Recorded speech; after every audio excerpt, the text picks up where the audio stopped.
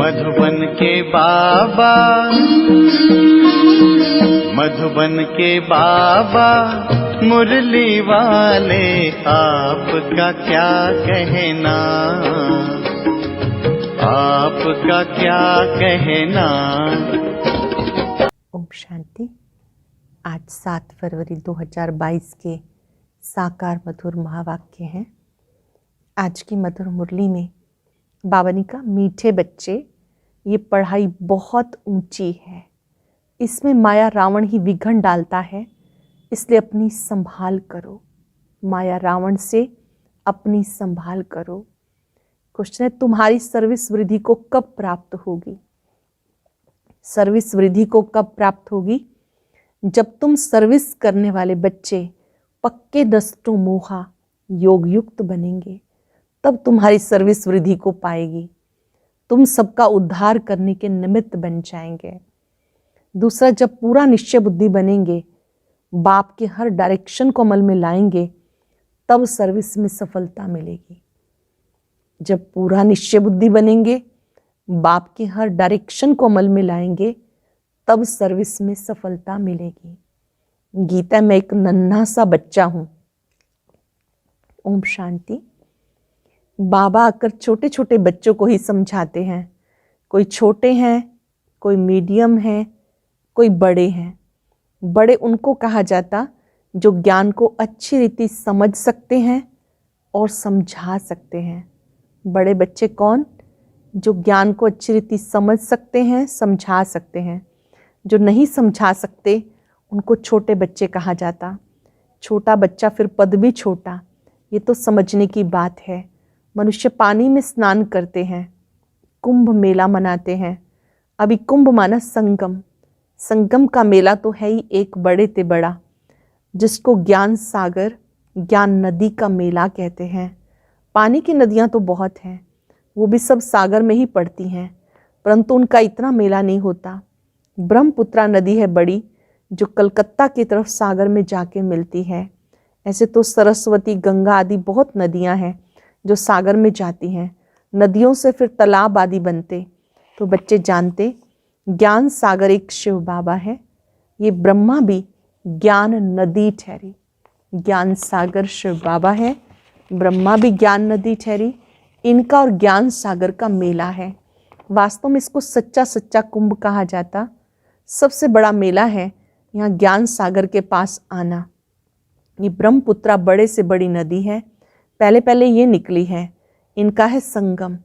पिछाड़ी में जाकर मिले हैं तो जरूर पहले उनसे निकले हैं। तो ज्ञान सागर से पहले निकला ये ब्रह्मा। फिर सतयुग में पहले नंबर में भी ये जाते हैं। सरस्वती और ब्रह्मा का मेला नहीं, ब्रह्मपुत्रा और सागर का मेला है। मनुष्य कुंभ के मेले पर जाते हैं, वहाँ जाके स्नान करते हैं। नदियाँ तो बहुत मिलती हैं, यहाँ कितनी ज्ञान गंगाएं आकर मिलती हैं। बाबा ने समझाया, बहुत अच्छा है। ये जो नदियों पर रोज स्नान करते हैं, अब उनसे बचावे कौन? बाबा कहते कोई ज्ञान गंगाएं नहीं, इनमें तो कच्छ मच सब स्नान करते हैं। जो रोज स्नान करने जाते हैं, उनको समझाना चाहिए कि तुम ये करते करते कंगाल बन गए। तीर्थों पर मनुष्य बहुत खर्चा करते हैं, यहाँ खर्चे की बात नहीं। जब मैं आता हूँ तो मैं आके सबकी सदगति करता हूँ, नॉलेज देता हूँ। कौन सी नॉलेज? बाबा आकर कौन सी नॉलेज देते हैं? मन मना भव।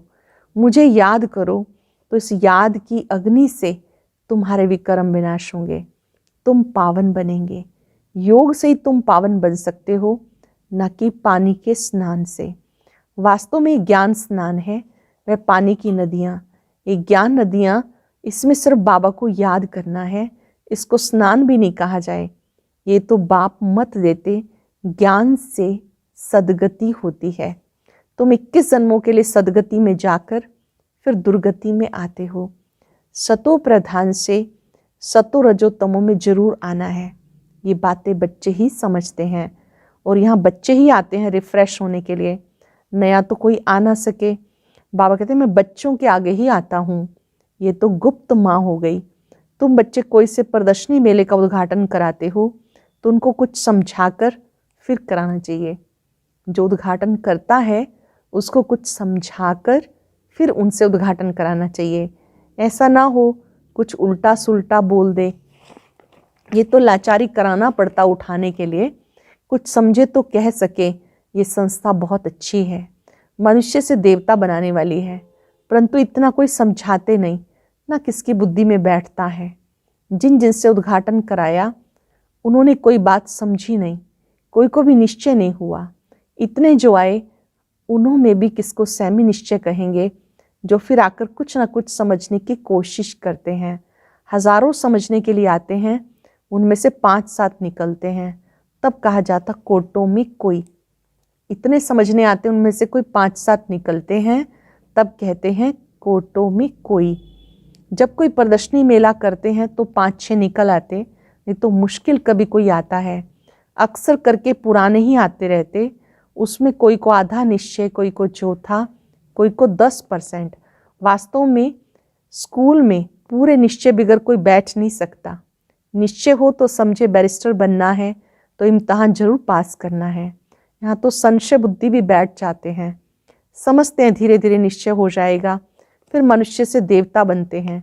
यहाँ निश्चय होने के लिए बैठते, फिर चलते चलते टूट भी पड़ते। 4-5 वर्ष पढ़ते पढ़ते फिर संशय आ जाता तो निकल जाते। ये पढ़ाई है बहुत ऊंची, इसमें माया रावण के विघ्न पड़ते हैं। माया समझने नहीं देती, माया बच्चों की पढ़ाई में बहुत विघ्न डालती है। ये स्कूल बड़ा वंडरफुल है। दिलवाड़ा मंदिर भी कितना अच्छा यादगार बना हुआ है। वो है जड़ मंदिर जो स्वर्ग स्थापन करके गए जगत अम्बा जगत पिता, उनके बच्चे उनके ही जड़ यादगार बनते हैं। जैसे शिवाजी आदि सब चैतन्य में थे, अब उनका यादगार है। अब जगत अम्बा जगत पिता चैतन्य में आए हैं। 5 वर्ष के बाद फिर वही एक्ट करेंगे जो उनके चित्र निकलेंगे। पहले ज़रूर चित्र नहीं होंगे, ये सब चित्र आदि खत्म हो जाएंगे, फिर पहले चित्र बनने शुरू होंगे। यादगार भी तो पहले पहले शिव बाबा का ही बनेगा, फिर उसके बाद त्रिमूर्ति ब्रह्मा विष्णु शंकर के, फिर जो तुम अभी सेवा कर रहे हो उनके भी निकलेंगे। सब पतित पावन को याद करते हैं, परंतु समझते नहीं कि हम पतित हैं। वास्तव में सच्चा सच्चा ज्ञान ये है जिससे सद्गति होती है। सच्चा ज्ञान कौन सा है? जिससे सद्गति होती है। ज्ञान तो गुरु द्वारा मिलता है। पानी की नदियाँ कोई गुरु थोड़े ही हैं, ये सब अंधश्रद्धा है। ऑक्यूपेशन समझने बिगर कुछ भी पा नहीं सकते। ऐसे नहीं कि दर्शन करूं, ये सब फालतू है। दर्शन की कोई बात नहीं, ये तो कोई नए से मिलना पड़ता है, क्योंकि बड़े का बड़ा आवाज़ निकलता है, परंतु देखा गया बड़े लोग आवाज़ नहीं कर सकते, गरीब कर सकते हैं। हाँ, कोई ज्ञान धन में भी साहूकार हो जाए तो आवाज़ कर सकते हैं। ये पानी की नदियों में तो स्नान करते ही आए हैं, इस गंगा स्नान से सद्गति नहीं मिल सकती। पतित पावन सद्गति दाता एक बाप है, वो आकर सबकी सद्गति करते हैं। पतित पावन सद्गति दाता एक बाप है, वो आकर सद्गति करते। बाबा कहते सद्गति 1 सेकंड में मिल सकती है। श्रीमत कहती है मुझे याद करो तो अंत मते सुगति हो जाएगी। श्रीमत कहती है मुझे याद करो तो अंत मते सुगति हो जाएगी। इसको योग अग्नि कहा जाता, जिससे विकर्म विनाश होंगे। बाबा कहते मुझे याद करो तो एवर हेल्दी बन जाएंगे। फिर मैं ही स्वर्ग स्थापन करने वाला हूँ। इस चक्र को याद करने से तुम चक्रवर्ती राजा बन जाएंगे। बाप और वर्षे को याद करो। अभी हमें वापस जाना है बाबा के पास, घर जाना है बाबा के पास। कल्प कल्प बाप एक ही बार आकर सद्गति करते हैं, वो सबके सद्गति दाता हैं। तुम किसकी सद्गति नहीं कर सकते? तो शिव बाबा से सच्ची सच्ची ज्ञान गंगाएं निकली हैं। शिव काशी विश्वनाथ गंगा, वो फिर पानी की गंगा समझ लेते। उनको समझाना चाहिए तुम योग युक्त होंगे तो सर्विस भी कर सकेंगे। नष्टो मोहा अच्छी योगिन जो होगी वो पूरी सर्विस कर सकेंगी। पिछाड़ी में तुम्हारी बहुत सर्विस होगी। साधुओं आदि का भी तुम्हें उद्धार करना है, उनको समझाना है। सद्गति दाता एक है, वही कहते हैं अब तुम मुझे याद करो तो मेरे पास चले आएंगे। मुझे याद करो तो मेरे पास चले आएंगे। मुक्ति तो 1 सेकंड में मिल सकती है, मुक्ति के बाद जीवन मुक्ति तो है ही। ये बड़ी समझने की बातें हैं। ऐसे नहीं कि सबको एक जैसी धारणा हो सकती है, नंबरवार पुरुषार्थ अनुसार धारणा होती है। पॉइंट्स बहुत अच्छी हैं, पॉइंट्स भी धारण हो तो नशा भी चढ़े। बाबा बहुत सहज तरीका बताते, फिर भी कोई लिखते हैं बाबा कृपा करो, बाबा शक्ति दो। बाबा समझ जाते हैं ये भगत बुद्धि है। भगत तो ढेर हैं, सब गाते पतित पावन आओ, याद सब करते हैं, कहते हैं ओ गॉड फादर, परंतु समझते नहीं तो मर्सी कृपा फिर कैसे होगी। वास्तव में त्रिमूर्ति है ये, ऊपर में शिव बाबा, फिर ब्रह्मा कुमार कुमारियां तो यहाँ मौजूद हैं। स्त्री पुरुष दोनों कहते हैं हम ब्रह्मा कुमार कुमारी हैं, तो दोनों भाई बहन हो गए। तुम भी प्रजापिता ब्रह्मा की संतान थे, अभी नहीं हो, जानते नहीं हो, गाते तो हैं परम पिता परमात्मा प्रजापिता ब्रह्मा द्वारा मनुष्य सृष्टि रचते हैं। तो जरूर पहले ब्राह्मण धर्म होगा, जब सृष्टि रची जाती तब ब्रह्मा कुमार कुमारियां होते, फिर उस धर्म की स्थापना हो, अनेक अधर्मों का विनाश हो जाता। इस समय तुम ब्रह्मा कुमार कुमारियां हो, फिर बनेंगे दैवी कुमार दैवी कुमारियां, फिर कभी विष्णु कुमार, कभी क्या जन्म लेते और बनते रहते। अब तुम ईश्वरीय कुमार, फिर दैवी कुमार। बाद में देखो नाम भी कैसे कैसे रखते हैं, बसरमल, बैंगनमल। सत्युग में ऐसे नाम नहीं होते हैं, वहाँ तो नाम भी बड़े सुंदर होते हैं। अब तुम्हारे नाम कितने रमणीक बाबा ने भेजे।